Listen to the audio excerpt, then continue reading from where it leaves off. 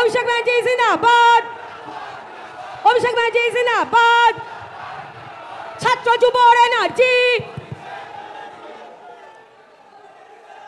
নমস্কার। সর্বপ্রথম আজকের সভার সভাপতি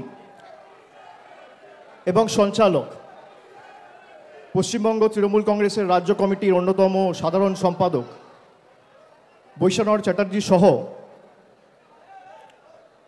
সভামঞ্চে উপবিষ্ট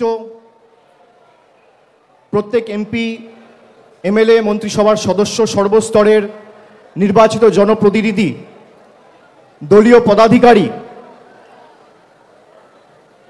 আমি সকলকে আমার কৃতজ্ঞতা, প্রণাম ও ধন্যবাদ জানাচ্ছি। সামনে অগণিত ছাত্র যুবর প্রতিনিধি, প্রতিভু যারা আজকের দিনে আমাদের নেত্রী মমতা বন্দ্যোপাধ্যায়ের বক্তব্য শুনবেন বলে বাংলার বিভিন্ন প্রান্ত থেকে এসে উপস্থিত হয়েছেন। আমি ফ্ল্যাগগুলো একটু নিচে নামানোর জন্য অনুরোধ করব, পিছনে যারা আছে তাদের দেখতে অসুবিধা হবে। যতদূর চোখ যাচ্ছে কালো মাথার মাথায়, এবং আমি মনে করি 21শে জুলাইয়ের যে বৈশিষ্ট্য, যে প্রতিবার 21শে জুলাইয়ের ভিড় পরের বার 21শে জুলাইয়ের সমাবেশ ভাঙে, ছাত্র সমাবেশেরও বা 28শে অগস্টের এই সভার একই বৈশিষ্ট্য আমি গত 5-7 বছর ধরে লক্ষ্য করছি। গত বছর যে হারে বা যেভাবে এই গান্ধী মূর্তির পাদদেশে যে সংখ্যায় ছাত্র যুব প্রতিনিধিরা উপস্থিত হয়েছিল, আমি মনে করি আজকের সমাবেশ সর্বকালীন রেকর্ড ভেঙে দিয়েছে। যতদূর চোখ যাচ্ছে শিক্ষার প্রগতি, সংঘবদ্ধ জীবন এবং দেশপ্রেম। আমাদের সকলের দায়িত্ব, বিশেষ করে ছাত্র যুব সমাজের প্রতিনিধি যারা, মানুষের পাশে থাকা, আমাদের নেত্রীর লড়াই, সংগ্রাম, আন্দোলনকে পাথেয় এবং পথ চলার প্রেরণা করে লড়া। আমি গান্ধী মূর্তির পাদদেশের আজকের এই সভার উদ্দেশ্যে যখন রওনা দিয়েছিলাম, আমি রাস্তায় আস্তে আস্তে ভাবছিলাম যে গত বছর অর্থাৎ 2024 সালের যে ছাত্র সমাবেশ ছিল, এমন একটা সময়ে 2024 সালে আমরা ছাত্র সমাবেশ করেছিলাম যেখানে আরজিকর ঘটনাকে নিয়ে সারা রাজ্যে রাজ্য রাজনীতি প্রায় উত্তাল। আজকে প্রায় 1 বছর অতিক্রান্ত। আমি আগের বছর সভায় বলেছিলাম, এই জায়গা থেকে, এই মঞ্চ থেকে দাঁড়িয়ে, একই সময় একই দিনে ঠিক 1 বছর আগে, যে যারা দোষীর শাস্তিতে রাত দখলের ডাক দিয়েছেন সেই মহিলাদের, নারীদের লড়াইকে আমরা সম্মান জানাই।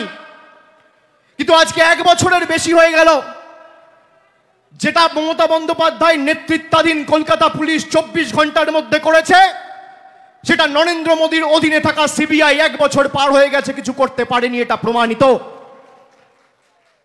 আমরা সেদিনকেও বলেছিলাম যে আমরা চাই দোষীর দৃষ্টান্তমূলক শাস্তি হোক।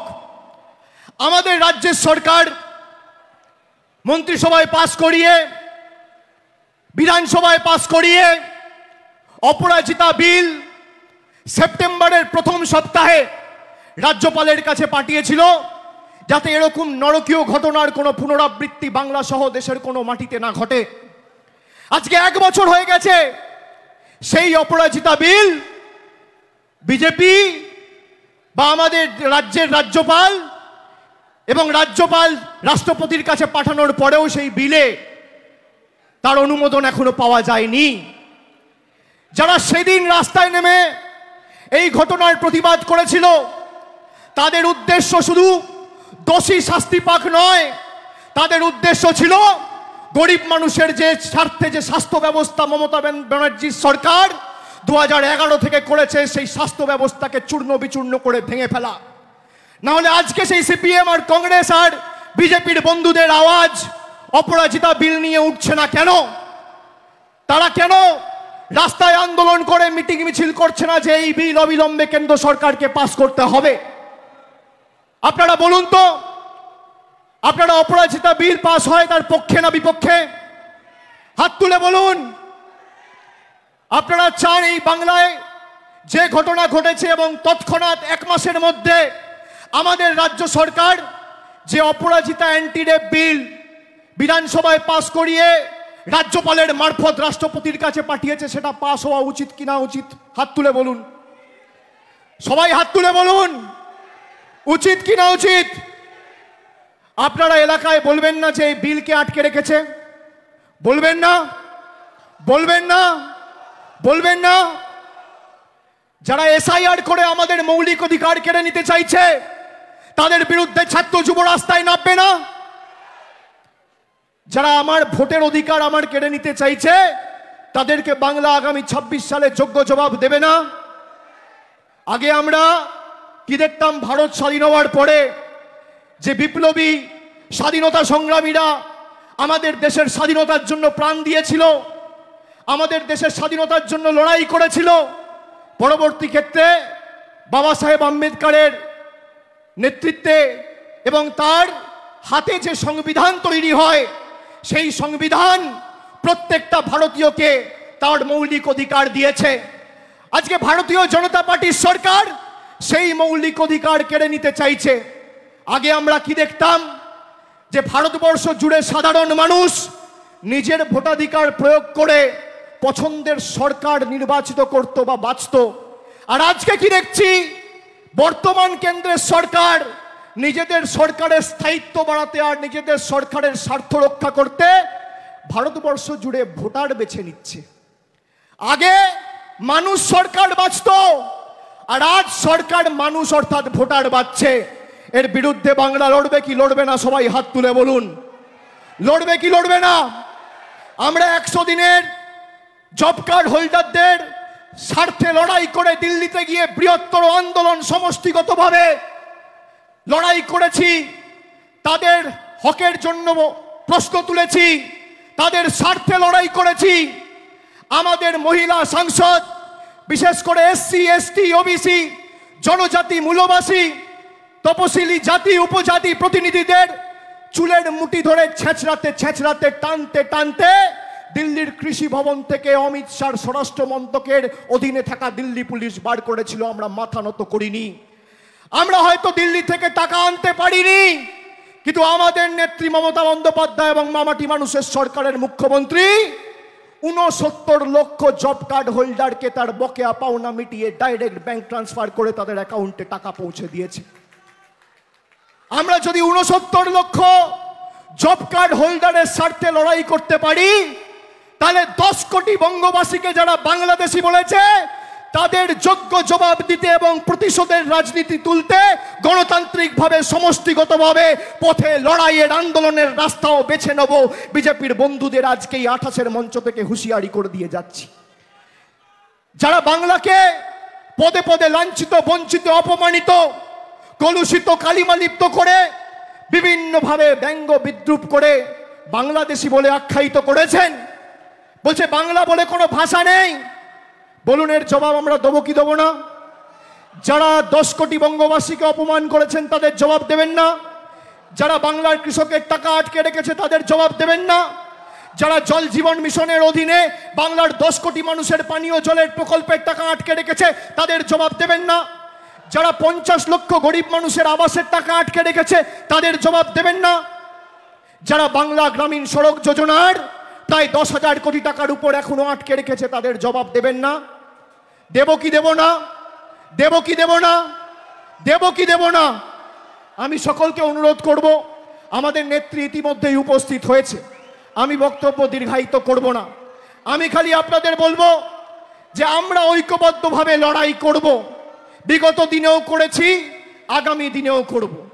যারা মমতা বন্দ্যোপাধ্যায়কে বাংলা থেকে সরানোর কথা বলে তাদেরকে বলবো, তৃণমূল কংগ্রেসের নেত্রীর সাথে পরে লড়বে, আগে ছাত্র যুবর সাথে মোকাবেলা করো, তারা 10-0 গোলে তোমাদের প্রতিহত করবে।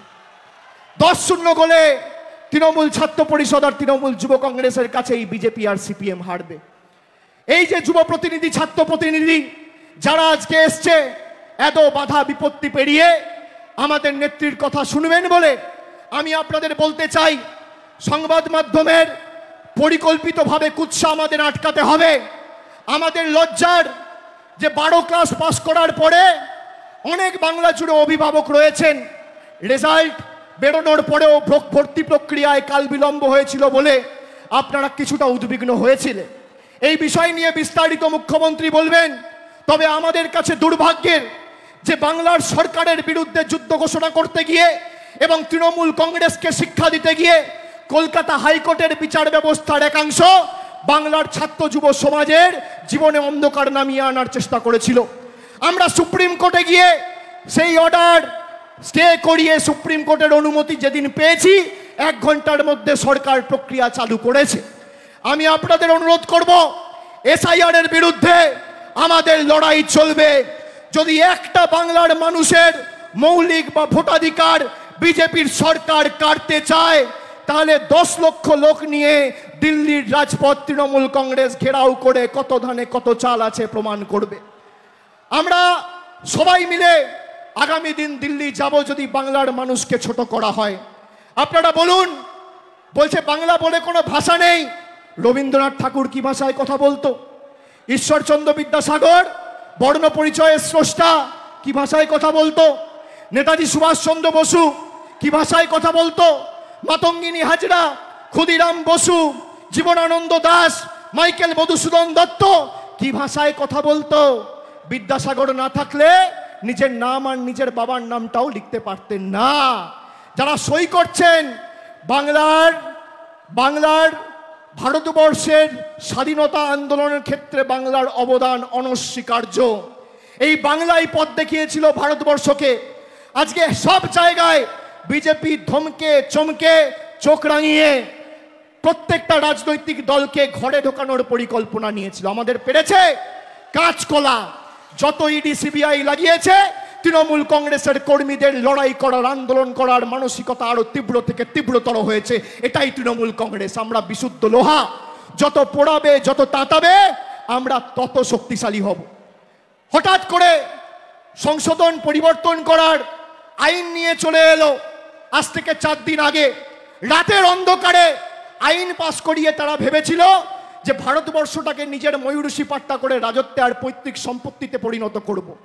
খালি তৃণমূল কংগ্রেসের 28 জন সাংসদ সেদিনকে দিল্লিতে ওয়েলে নেমে প্রতিবাদ করে অমিত শাহকে 4th রোতে পাঠিয়ে বিল ইন্ট্রোডিউস করিয়েছিল। আপনি সামনের সারিতে বসে বিলটা পর্যন্ত পেশ করতে পারেননি। এটাই তৃণমূল কংগ্রেসের ক্ষমতা। আমি ধন্যবাদ জানাই বাংলার 10 কোটি মামাটি মানুষকে, বাংলার মায়েদের ভাইদের, যে আজকে 29টা আসন আপনারা দিয়েছেন বলে এই বিল তারা পাস করতে পারবে না। আর আজকে যদি 40টা আসন দিতেন, তাহলে যে অমিত শাহ প্রথম রো থেকে 4th রোয়ে গেছিল, সেই অমিত শাহ আস্তে আস্তে আস্তে আস্তে তাড়াহুড়ো করো না ভাই, সেই অমিত শাহ একদম শেষ রোতে বসে মুখ লুকিয়ে থাকতো। এটাই তৃণমূল কংগ্রেস আর বাংলার মানুষের ক্ষমতা। আমি বলেছি আপনারা বিল পাস করতে চান, আচ্ছা আপনারা বলুন, যে কোনো বিল যদি আপনি আনেন সরকারের জবাবদিহিতা থাকা উচিত, হ্যাঁ কি না? হাত তুলে বলুন, জবাবদিহিতা সরকারের থাকা উচিত, হ্যাঁ কি না? বলেছিল কালো টাকা আমরা ধ্বংস করব, নোটবন্দি ঘোষণা করেছিল, জবাব দিয়েছে? 140 জন মানুষ লাইনে দাঁড়িয়ে মারা গেছে রোদে, হার্ট অ্যাটাক করে, কার্ডিয়াক অ্যারেস্ট হয়ে, জবাব কে দেবে? এই বিজেপি সরকার কালো কৃষি বিল এনে কৃষকদের আত্মহত্যা করতে বাধ্য করিয়েছিল। প্রায় 716 জন কৃষক ভারতবর্ষ জুড়ে আত্মহত্যা করেছিল এই বিজেপি সরকারের কালো কৃষি বিলের কারণে। জবাব কে দেবে? এই বিজেপি সরকার এনআরসির নাম করে ভয় দেখিয়ে বাংলা সহ ভারতবর্ষের সাম্প্রদায়িক সম্প্রীতি নষ্ট করতে চেয়েছিল। কত মানুষ ভয়ে প্রাণ দিয়েছে, আত্মঘাতী হয়েছে, জবাব কে দেবে? এই বিজেপি সরকার জিএসটি করে দেশটাকে রাজনৈতিকভাবে দেউলিয়া করে ভারতবর্ষের অর্থনীতিকে রসাতলে পাঠিয়ে রাজ্যের কোষাগার থেকে টাকা তুলে নিয়ে গিয়ে রাজ্যের বকেয়া পাওনা গায়ের জোরে আটকে রেখেছে, জবাব কে দেবে? আপনারা বলুন, 100 দিনের টাকা কোর্টে বলে দেওয়ার পরেও সুপ্রিম কোর্টে চ্যালেঞ্জ করে বিজেপি গেছে যাতে বাংলার 69 লক্ষ জব কার্ড হোল্ডার তাদের টাকা না পায়। এই বিজেপির বিরুদ্ধে যারা বাংলার বিরুদ্ধে যুদ্ধ ঘোষণা করেছে, আমরা তাদেরকে 1 ছটাক জমি আগামী 2026-এ ছাড়বো না।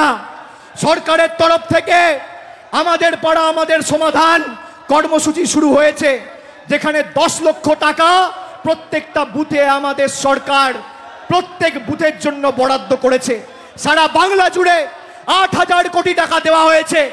যে নরেন্দ্র মোদীর সরকার বলেছিল আত্মনির্ভর ভারতের কথা, আমাদের মুখ্যমন্ত্রীর নেতৃত্বে স্বনির্ভর বাংলা কি আমরা বাস্তবায়িত করে দেখিয়েছি। আগামী দিনও আপনারা বন্ধ করবেন, আমরা চালু করব। আপনারা ভাঙবেন, আমরা গড়ব। আপনারা শিক্ষা দেবেন, আমরা গর্জে উঠব। বাংলা আপনাদের কাছে আত্মসমর্পণ করবে না, বাংলা আপনাদের কাছে মাথা নত করবে না, বাংলা আপনাদের কাছে বশ্যতা স্বীকার করবে না। আপনাদের লক্ষ্য গরিব মানুষের চোখে জল নেমে আসুক, আর তৃণমূলের লক্ষ্য গরিব মানুষের মুখে হাসি ফুটুক। দেখি কার জয় হোক। আজকে যুদ্ধের জয়ধ্বনি, আজকে যুদ্ধের দামামা বাজলো, আর আগামী 28শে আগস্ট এই গান্ধী মূর্তির পাদদেশে আমাদের চতুর্থবার সরকারটা মমতা ব্যানার্জির নেতৃত্বে হওয়ার পর জয়ধ্বনিটাও এখানে দেব। কোথা দিয়ে গেলাম? আপনার কত ক্ষমতা আপনি আটকে দেখাবেন? আমরা আগের বার একটা ছোট্ট কথা বলি, দাঁড়াও। সব তৃণমূলের বিরুদ্ধে, বিচার ব্যবস্থা তৃণমূলের বিরুদ্ধে, বিজেপি তৃণমূলের বিরুদ্ধে, কেন্দ্রীয় বাহিনী তৃণমূলের বিরুদ্ধে, ইডি তৃণমূলের বিরুদ্ধে, সংবাদ মাধ্যম তৃণমূলের বিরুদ্ধে, সিবিআই তৃণমূলের বিরুদ্ধে, ইলেকশন কমিশন তৃণমূলের বিরুদ্ধে, কিন্তু 10 কোটি বঙ্গবাসী তৃণমূলের পক্ষে। এসো লড়াই করো, কত ক্ষমতা দেখি। একদিকে 10 কোটি বঙ্গবাসী, আর একদিকে দিল্লির জমিদারদের নেতৃত্বে ইডি সিবিআই সংবাদ মাধ্যম। আগের বার যা আসন পেয়েছিল তৃণমূল, আগের বার যা আসন পেয়েছিল, আমি বুক ঠুকে এখানে কথা দিয়ে যাচ্ছি, তার থেকে আসন বাড়বে, কমবে না। 2011 184টা আসন পেয়ে আমরা বাংলায় ক্ষমতায় এসেছিলাম প্রথমবার। 2016 5 বছর কুৎসা করার পর তৃণমূলের আসন সংখ্যা বেড়ে হয়েছিল 211। 2016 থেকে 2021 কুৎসা যত বেড়েছে, মানুষের জনসমর্থন তত বেড়েছে। 211টা হয়েছে 215।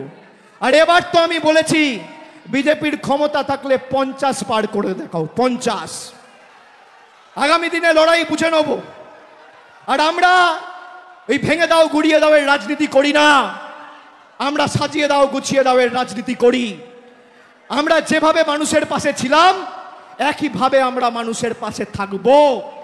এবং শপথ নিতে হবে যে যারা তৃণমূল কংগ্রেসকে ছোট করতে গিয়ে 10 কোটি বঙ্গবাসীকে ছোট করেছে, যারা আমাদের বাংলাদেশি বলে ব্যঙ্গ বিদ্রুপ করেছে, যারা বলেছে বাংলা বলে কোনো ভাষা নেই, যারা বলেছে বাংলা বলে কোনো ভাষা নেই, বাঙালি বলে কোনো জাতি নেই, তাদের বিরুদ্ধে 10 কোটি বঙ্গবাসীর লড়াই।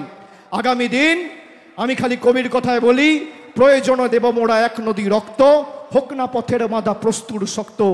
অবিরাম লড়াইয়ের চির সংঘর্ষে একদিন সে পাহাড় টলবেই, জনতার সংগ্রাম চলবেই। আমি আরেকবার সকলকে ধন্যবাদ জানিয়ে, কৃতজ্ঞতা জানিয়ে আমার বক্তব্য শেষ করছি। জয় হিন্দ, বন্দে মাতরম। তৃণমূল কংগ্রেস জিন্দাবাদ, তৃণমূল যুব কংগ্রেস জিন্দাবাদ, তৃণমূল ছাত্র পরিষদ জিন্দাবাদ। জোরে বলুন, দুহাত তুলে। দিল্লিতে যেন ভূমিকম্প হয়। জয় বাংলা।